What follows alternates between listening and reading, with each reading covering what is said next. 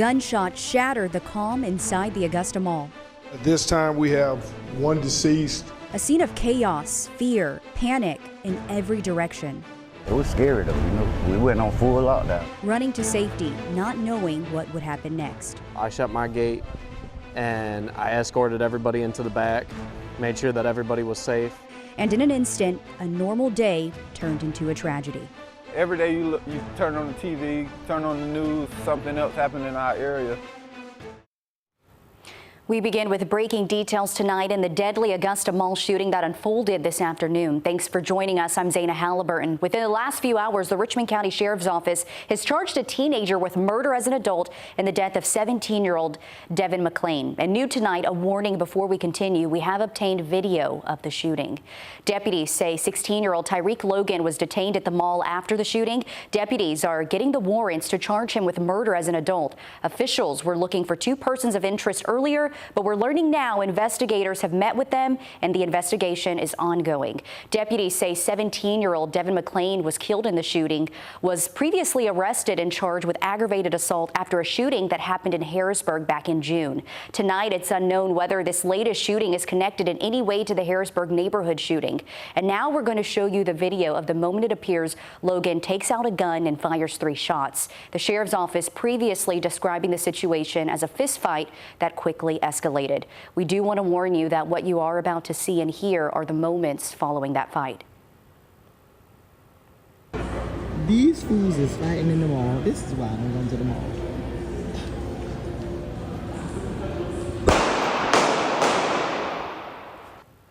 The Richmond County Sheriff's Office says they arrived within 90 seconds of getting a 911 call.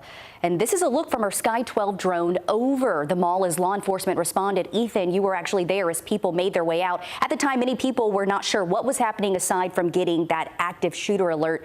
What did you learn there when you were talking to them? Yeah, well, the people that I spoke to were in shock and panic.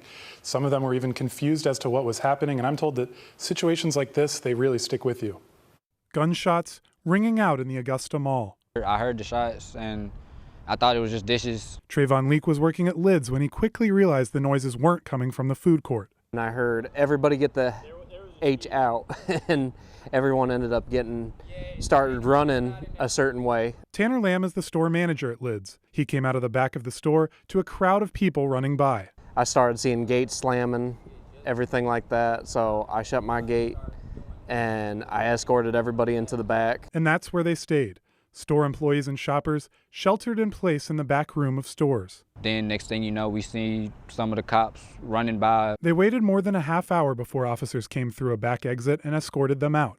Tanner's been in a situation like this before, a situation no one imagines happening to them. It never feels any different. You always get that adrenaline pumping. It's just more of you feel more confident in what to do.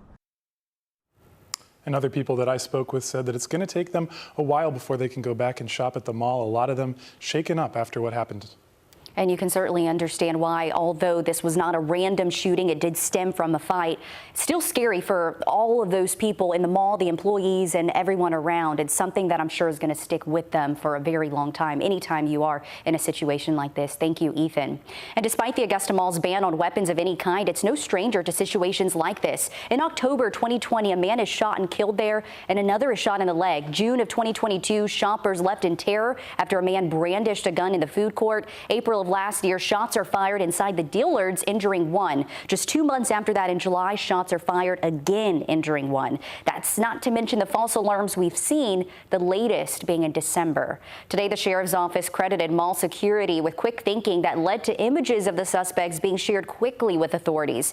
But for years, News 12 has pushed the mall to explain exactly how its weapons ban is enforced. We've had to take the mall at its word since it is a private property when it tells us there are both visible and behind-the-scenes monitoring.